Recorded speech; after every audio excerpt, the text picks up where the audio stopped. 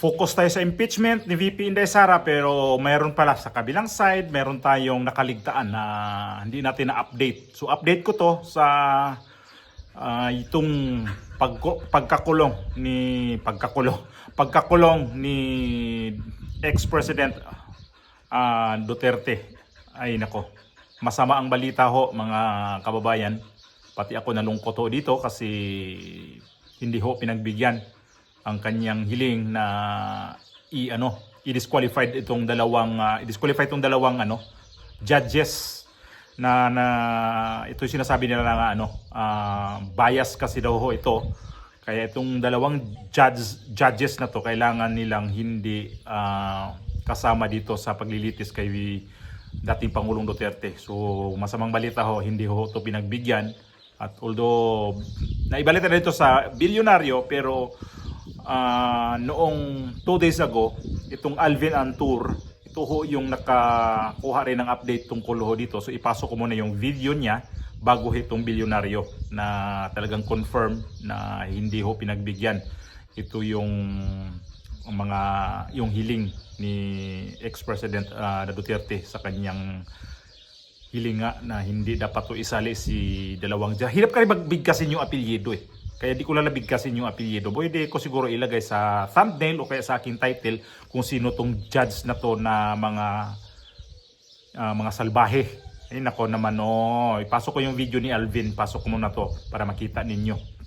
Plenary of judges was convened on the 9th of June, it was yesterday, to consider the application. So dininig nila, sinabi nila, based on that, through the President, Judge Tomoko Akane, sinabi niya, who rendered the decision, sinabi na, the plenary of judges acting unanimously decided to reject the application. Huh? Why? They reject the decision, guys. They said the plenary of judges acting unanimously decided to reject the application. That's very sad. My God. Grabe naman yung mga pagsulay, Ginoo. People need to know about this.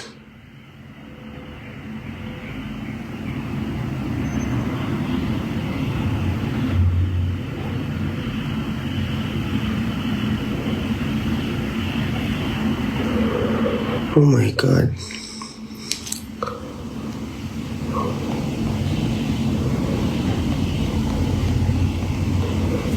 Putagis. Mabaga mo na ang animal mo. Ang inyong likuan.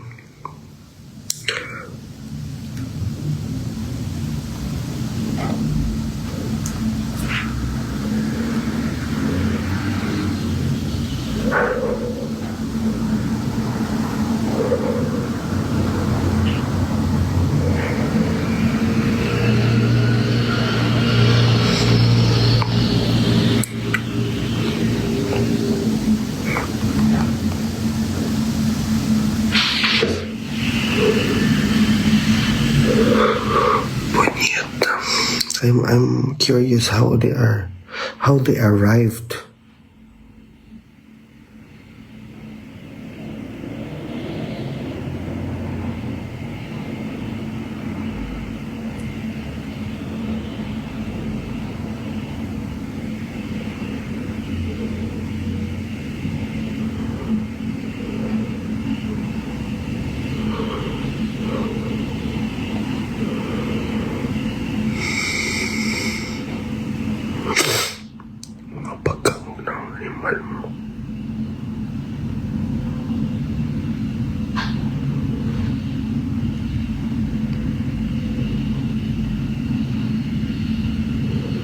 As before, the defense judge. In the case of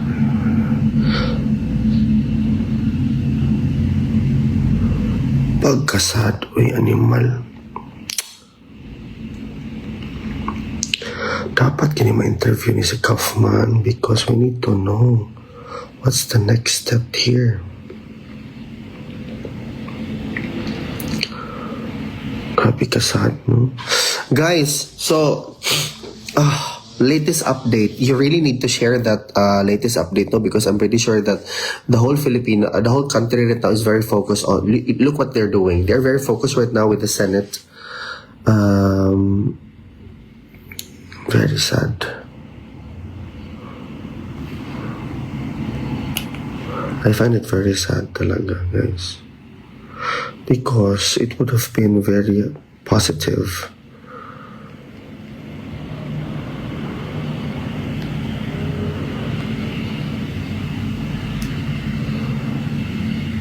So what they're doing right now is that you need to share this live and also the post para ma-aware ang mga tao. So basically, there's a new update with respect to the ICC case, Rodrigo Roa Duterte versus the prosecution team. Okay. So hear me out. Okay, i-compose na ako kung self kay murag na emotional ako gamay.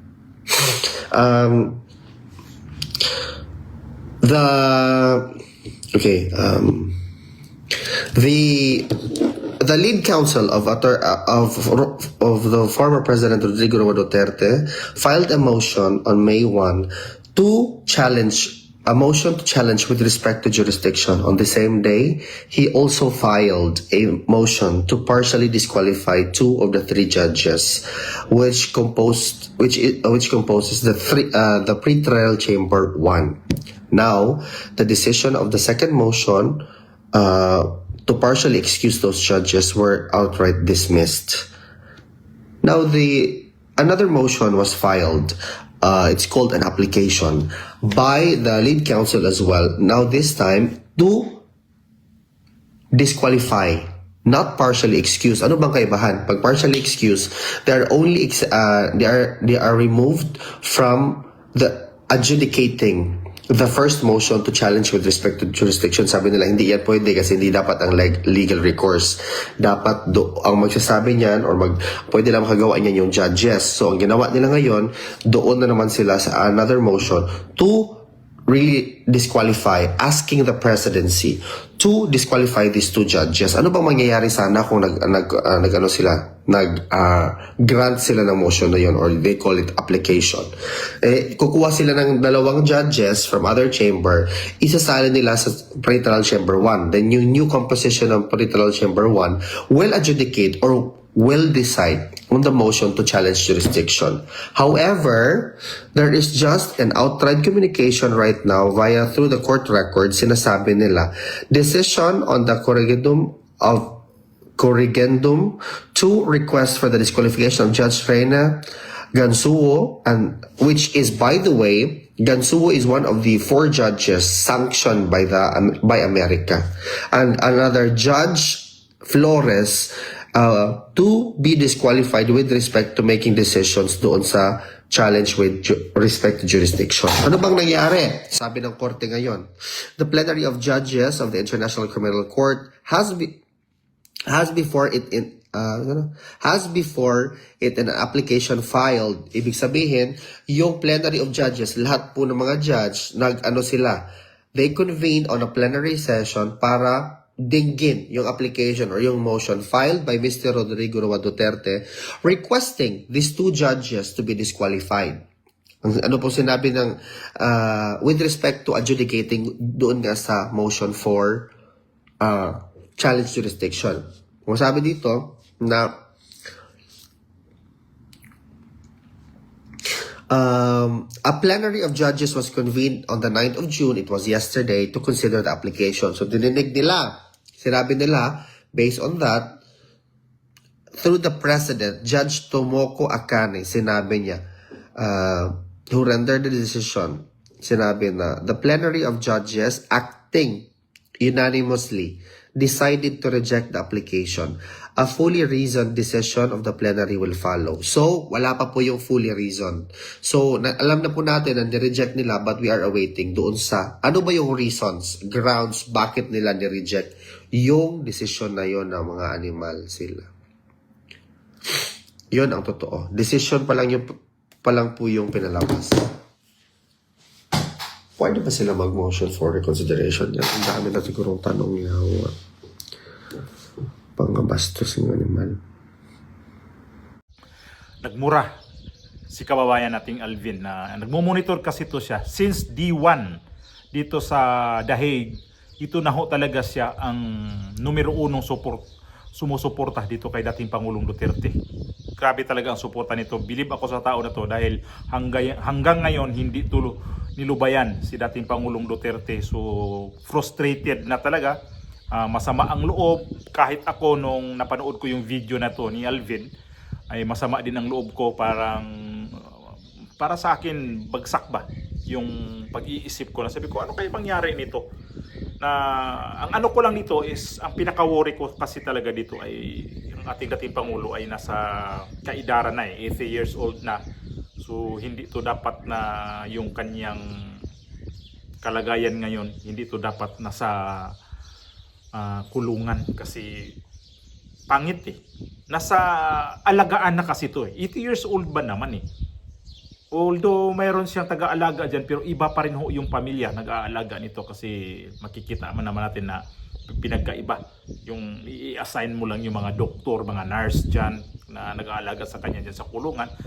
Di kagaya dito sa kanyang pamilya talaga ang mag-alaga. Kaya masama talaga ang pakiramdam ko rin ito, masama ang loob ko. At sana, dito na naman, nanawagan tayo na sana may may pagbabago. Kasi ang ano ko na ito talaga, sitwasyon niya ngayon ay sa kanyang edad. So ito yung balita rin ng bilyonaryo na confirm nga na hindi siya pinagbigyan na itong dalawang judge na to kasi bias talaga. Yan, pasok ko muna yung video na yan. Ibinasura ng International Criminal Court ang hiling ng kampo ni FPRRD na i-disqualify ang dalawang judge sa kanyang kasong crimes against humanity. Ayon sa unanimous decision ng plenaryo, walang merit ang mga akusasyon laban sa mga hukom. Pinadisqualify ni na dating Pangulong Rodrigo Duterte sina Judge Rene Alapini Gansu at Judge Maria del Socorro Flores Vieira dahil bias na raw ang dalawa. Malinaw na kasi umano ang posisyon ng naturang judges sa issue ng jurisdiction ng ICC matapos nilang payagan ang investigasyon sa drug war.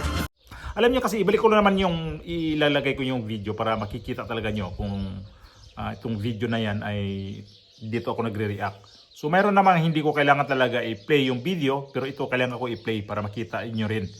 So para sa akin ang sama talaga ng loob ko. Di ko alam kung madala pa ba to sa emotion nila, mag-motion pa sila nito o anong hakbang pa ng abogado ni dating Pangulong Duterte itong si Attorney Kaufman kung ano talaga ang kanyang gagawin nito kasi mukhang ang ICC ngayon hindi na pinagbigyan yung kanilang hiling. So lahat naman tayo dito ay nanalangin at ito naman ngayon ay para sa akin hopeless ako sa aking panalangin nito kasi mukhang hindi talaga nadala sa panalangin itong nangyari ngayon. Kung isa sa inyo ito na natuwa kayo na nangyari kay dating Pangulong Duterte, hindi ako natutuwa. Gawa nga nito sa kanyang edad na hindi talaga karapat-dapat na nandyan sa kulungan dahil 80 years old ba naman tapos nakakulong ka. Iba yung sitwasyon niya pagka nasa labas. Kahit pa lang house arrest ito, yun lang naman ang kahit may kaso siyang tumatakbo dyan sa ICC at naka-house arrest siya, okay lang sa akin yun. At least man lang hindi yung magiging kulong na kulong talaga siya. Nakakaawa kasi pag ganitong tanda na tapos kahit sino siguro frustrated dito sa nangyari ngayon dahil ang nangyari nga nitong presidente natin ay nasa kulungan pa rin. Hindi man lang pinagbigyan din sa mga hayupak na itong mga judges nito. Akala ko itong ICC ay marunong umintindi. Yun pala sila, ididiin pa din. Mga putragis talaga, no? Hindi dito nakakatuwa sila kung ano talaga yung kanilang ugali ba talaga. Kung porket na may kaso, tapos ayan, parang talaga nila wala kang puwang dito dahil sa kaso nga niyang dito sa Pilipinas na isang kaso sa Pilipinas wala to siya tapos diniretso sa ICC.